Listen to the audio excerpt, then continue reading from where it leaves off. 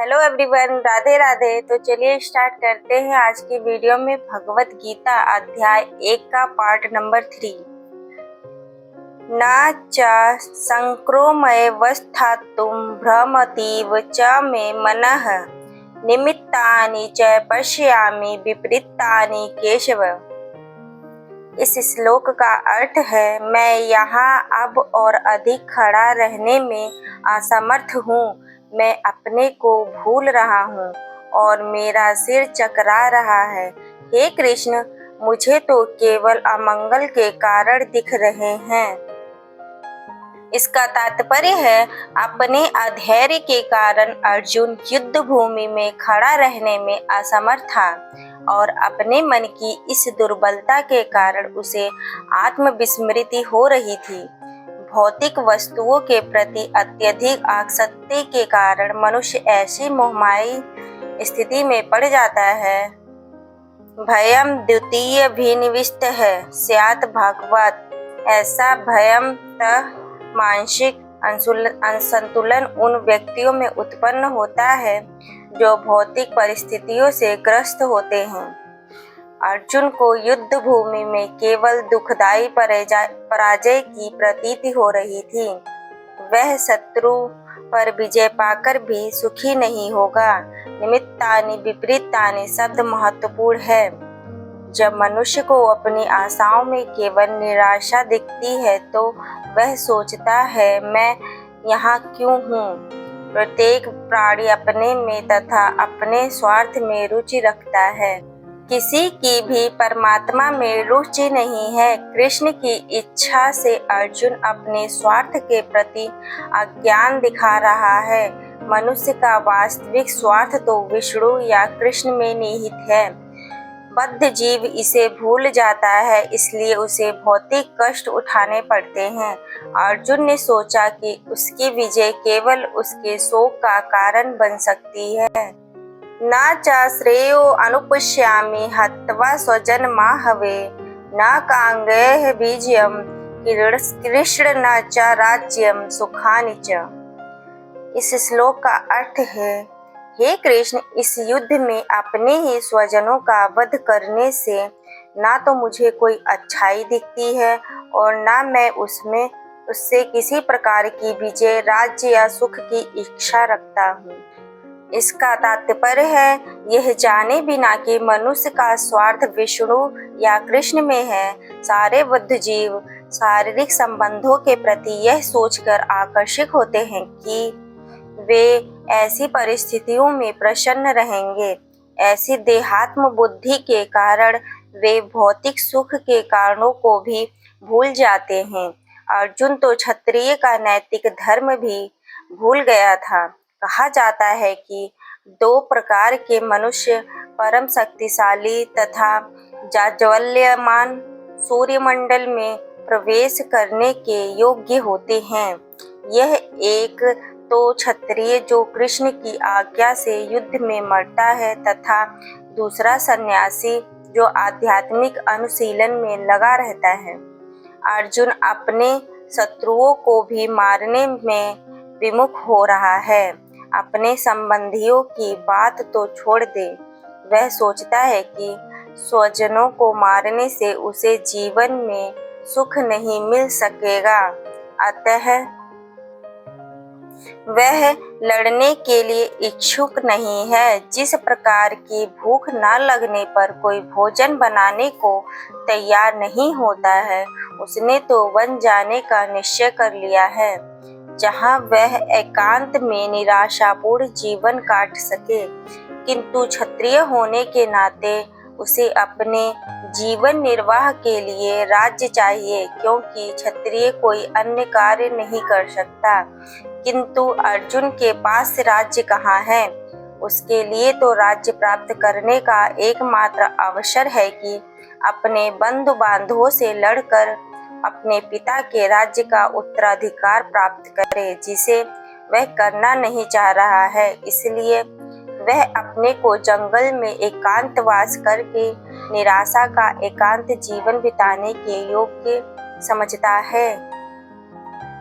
किम no राज्येन गोविंदम किम भोगजिर्वतेन वा यशामर्थे कांगृक्षं no राज्यं भोगाः सुखानि च। ते इमे अवस्थिता युद्धे प्राणानावस्त्य धनानि च।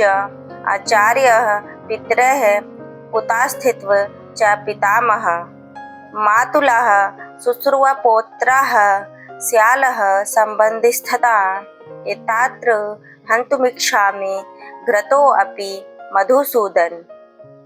अपि त्रैलोक्यराज्यस्य हेतोः किं नु महि कृते निहत्य धार्तराष्ट्रान् का प्रीतिः स्वजनार्दन। इस श्लोक का अर्थ है, हे गोविंद, हमें राज्य सुख अथवा इस जीवन से क्या लाभ, क्योंकि जिन सारे लोगों के लिए हम उन्हें चाहते हैं वे ही इस युद्ध भूमि में खड़े हैं। हे मधुसूदन, जब गुरुजन, पितृगण, पुत्रगण, पितामह, मामा, ससुर, पौत्रगण, साले तथा अन्य सारे संबंधी अपना अपना धन एवं प्राण देने के लिए तत्पर हैं और मेरे समक्ष खड़े हैं, तो फिर मैं इन सबको क्यों मारना चाहूँगा, भले ही वे मुझे क्यों न मार डालें। हे जीवों के पालक, मैं इन सबों से लड़ने को तैयार नहीं, भले ही बदले में मुझे तीनों लोक क्यों न मिलते हों। इस पृथ्वी की तो बात ही छोड़ दें, भला धृतराष्ट्र के पुत्रों को मारकर हमें कौन सी प्रसन्नता मिलेगी। इसका तात्पर्य है, अर्जुन ने भगवान कृष्ण को गोविंद कहकर संबोधित किया है कि वे गौओं तथा इंद्रियों की समस्त प्रसन्नता के विषय हैं। इस विशिष्ट शब्द का प्रयोग करके अर्जुन संकेत करता है कि कृष्ण यह समझे कि अर्जुन की इंद्रियां कैसे तृप्त होंगी, किंतु गोविंद हमारी इंद्रियों को तुष्ट करने के लिए नहीं है। हाँ, यदि हम गोविंद की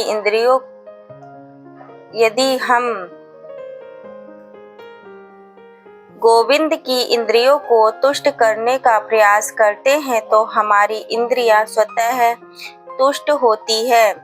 भौतिक दृष्टि से प्रत्येक व्यक्ति अपनी इंद्रियों को तुष्ट करना चाहता है और चाहता है कि ईश्वर उसके आज्ञा पालक की तरह काम करे, किंतु ईश्वर उनकी तृप्ति वहीं तक करते हैं जितनी कि वे पात्र होते हैं, उस हद तक नहीं जितना वे चाहते हैं।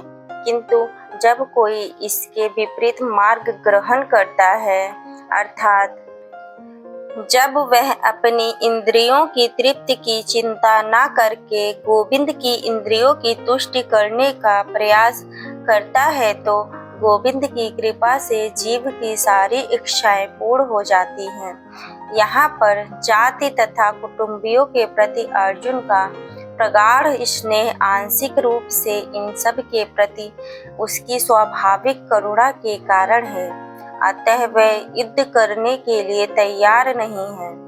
हर व्यक्ति अपने वैभव का प्रदर्शन अपने मित्रों तथा परिजनों के समक्ष करना चाहता है, किंतु अर्जुन को भय है कि उसके सारे मित्र तथा परिजन युद्ध भूमि में मारे जाएंगे और वह विजय के पश्चात उनके साथ अपने वैभव का उपयोग नहीं कर सकेगा। भौतिक जीवन का यह सामान्य लेखा जोखा है, किंतु आध्यात्मिक जीवन इससे सर्वथा भिन्न होता है। चूंकि भक्त भगवान की इच्छाओं की पूर्ति करना चाहता है, अतः भगवत इच्छा होने पर वह भगवान की सेवा के लिए सारे ऐश्वर्य स्वीकार कर सकता है, किंतु यदि भगवत इच्छा न हो तो वह एक पैसा भी ग्रहण नहीं करता।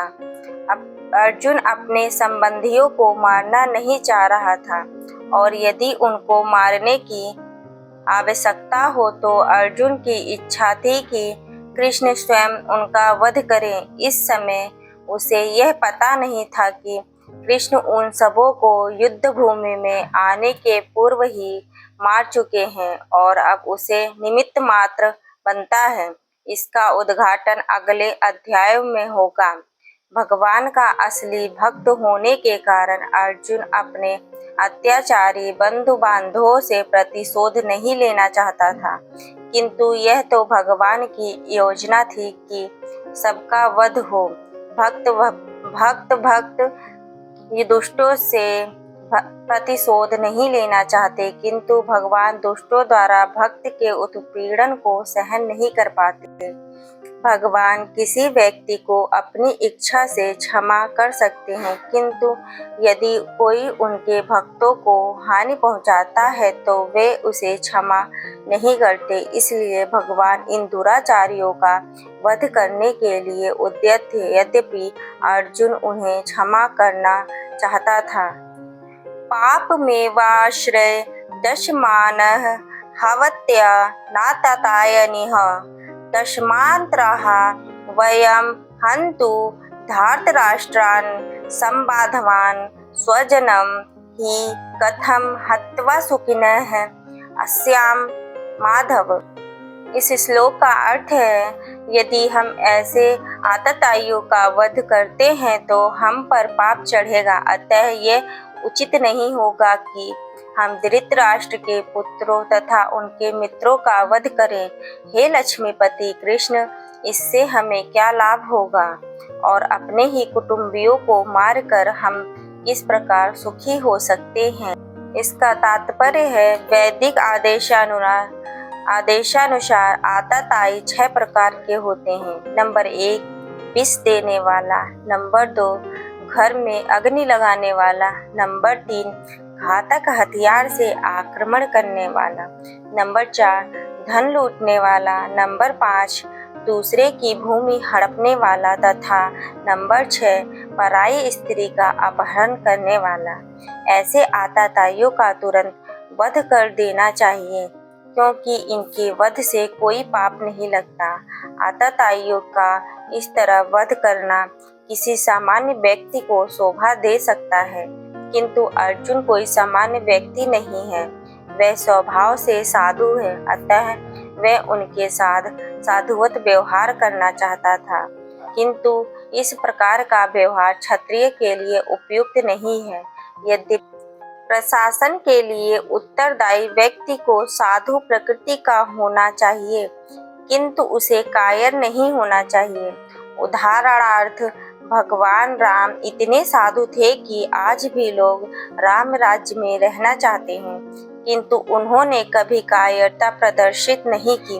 रावण आतताई था, किंतु वह राम की पत्नी सीता का अपहरण करके ले गया था, किंतु राम ने ऐसा पाठ पढ़ाया जो विश्व इतिहास में बेजोड़ है। अर्जुन के प्रसंग में विशिष्ट प्रकार के आतताइयों से भेंट होती है। यह उसके निजी पितामह, आचार्य, मित्र, पुत्र, पौत्र इत्यादि। इसलिए अर्जुन ने विचार किया कि उनके प्रति वह सामान्य आतताइयों जैसा कटु व्यवहार न करे। इसके अतिरिक्त साधु पुरुषों को तो क्षमा करने की सलाह दी जाती है। साधु पुरुषों के लिए ऐसे आदेश किसी राजनीतिक आपातकाल से अधिक महत्व रखते हैं। इसके लिए अर्जुन ने विचार किया कि राजनीतिक कारणों से स्वजनों का वध करने की अपेक्षा धर्म तथा सदाचार की दृष्टि से उन्हें क्षमा कर देना श्रेयस्कर होता। अतः क्षणिक शारीरिक सुख के लिए इस तरह वध करना लाभप्रद नहीं होगा। अंततः सारा राज्य तथा उससे प्राप्त सुख अस्थायी नहीं होते हैं, तो अपने स्वजनों को मारकर वह अपने ही जीवन तथा शाश्वत मुक्ति को संकट में क्यों डाले। अर्जुन द्वारा कृष्ण को माधव अथवा लक्ष्मीपति कहने के रूप में संबोधित करना भी सार्थक है। वह लक्ष्मीपति कृष्ण को यह बताना चाह रहे थे कि उसे ऐसा काम करने के लिए प्रेरित न करे जिससे अनिष्ट हो, किंतु कृष्ण कभी भी किसी का अनिष्ट नहीं चाहते, भक्तों का तो कदापि नहीं। यद्यपि ते न पश्यन्ति लोभोपहत चेतसः कुलक्ष्यकृतं दोषं मित्रद्रोहे च पातकम् कथं न ज्ञामस्माभिः पापादनिर्वृत्तुं कुलक्ष्यकृत दोषं प्रपश्यति जनार्दन। इस श्लोक का अर्थ है, हे जनार्दन, यद्यपि लोभ से अभिभूत चित्त वाले ये लोग अपने परिवार को मारने या अपने मित्रों से द्रोह करने में कोई दोष नहीं दिखते, किंतु हम लोग जो परिवार के विनष्ट करने में अपराध देख सकते हैं, ऐसे पाप कर्मों में क्यों प्रवृत्त हों। इसका तात्पर्य है, क्षत्रिय से यह आशा नहीं की जाती है कि वह अपने विपक्षी दल द्वारा युद्ध करने या जुआ खेलने का आमंत्रण दिए जाने पर मना करे। ऐसी अनिवार्यता में अर्जुन लड़ने से नकार नहीं सकता, क्योंकि उसको दुर्योधन के दल ने ललकारा था। इस प्रसंग में अर्जुन ने विचार किया कि हो सकता है कि दूसरा पक्ष इस ललकार के परिणामों के प्रति अनभिज्ञ हो, किंतु अर्जुन को तो दुष्परिणाम दिखाई पड़ रहे थे, अतः वह इस ललकार को स्वीकार नहीं कर सकता। यदि परिणाम अच्छा हो तो कर्तव्य वस्तुतः पालनीय है, किंतु यदि परिणाम विपरीत हो तो हम उसके लिए बाध्य नहीं होते। इन पक्ष विपक्षों पर विचार करके अर्जुन ने युद्ध न करने का निश्चय किया। कुल लक्ष्य प्रणशन्ति कुलधर्माः सनातनः धर्मे नष्टे कुलं कृतमधर्मो अभिभवतुयत्। इस श्लोक का अर्थ है, कुल का नाश होने पर सनातन कुल परंपरा नष्ट हो जाती है और इस तरह शेष कुल भी अधर्म में प्रवृत्त हो। इसका तात्पर्य है, वर्णाश्रम व्यवस्था में धार्मिक परंपराओं के अनेक नियम हैं, जिनकी सहायता से परिवार के सदस्य ठीक से उन्नति करके आध्यात्मिक मूल्यों की उपलब्धि कर सकते हैं। परिवार में जन्म से लेकर मृत्यु तक के सारे संस्कारों के लिए वयोवृद्ध लोग उत्तरदायी होते हैं, किंतु इस वयोवृद्धों की मृत्यु के पश्चात संस्कार संबंधी पारिवारिक परंपराएं रुक जाती हैं और परिवार के जो तरुण सदस्य बचे रहते हैं, वे अधर्ममय व्यसनों में प्रवृत्त होने से मुक्ति लाभ से वंचित रह सकते हैं। अतः किसी भी कारणवश परिवार के वयोवृद्धों का वध नहीं होना चाहिए। अधर्म अभिभवत्वा कृष्ण प्रदुष्यन्ति कुलस्त्रियः स्त्रीषु दुष्टासु वासृणसे जायते वर्णसंकरः।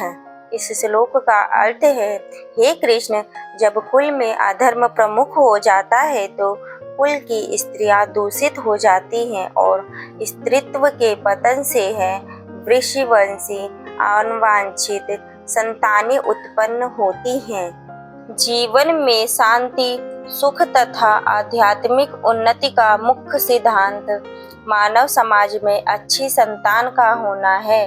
वर्णाश्रम धर्म के नियम इस प्रकार बनाए जाते थे कि वे राज्य तथा जाति की आध्यात्मिक उन्नति के लिए समाज में अच्छी संतान उत्पन्न हो। ऐसी संतान समाज में स्त्री के अस्तित्व और उसकी निष्ठा पर निर्भर करता है। जिस प्रकार बालक सरलता से कुमार्गगामी बन जाते हैं, उसी प्रकार स्त्रियां भी पतनोन्मुखी होती हैं। अतः बालकों तथा स्त्रियों दोनों को ही समाज के वयोवृद्धों का संरक्षण आवश्यक है। स्त्रियां विभिन्न धार्मिक प्रथाओं में संलग्न रहने पर व्यभिचारिणी नहीं होंगी।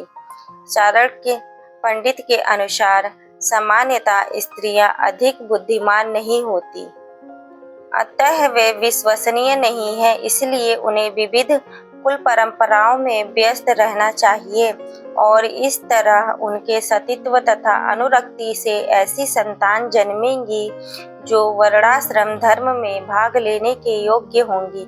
ऐसे वर्णाश्रम धर्म के विनाश से यह स्वाभाविक है कि स्त्रियां स्वतंत्रता पूर्वक पुरुषों से मिल सकेंगी और व्यभिचार को प्रश्रय मिलेगा, जिससे अनवांछित संतानें उत्पन्न होंगी। निठल्ले लोग भी समाज में व्यभिचार को प्रेरित करते हैं और इस तरह अवांछित बच्चों की बाढ़ आ जाती है, जिसे मानव जाति पर युद्ध और महामारी का संकट छा जाता है। राधे राधे। आपको यह वीडियो पसंद आए तो सब्सक्राइब और शेयर करिए। अगर आपने भगवत गीता अध्याय 1 का पार्ट 1 और सेकंड ना देखा हो तो पिछली वीडियो में देख सकते हैं। Thank you so much.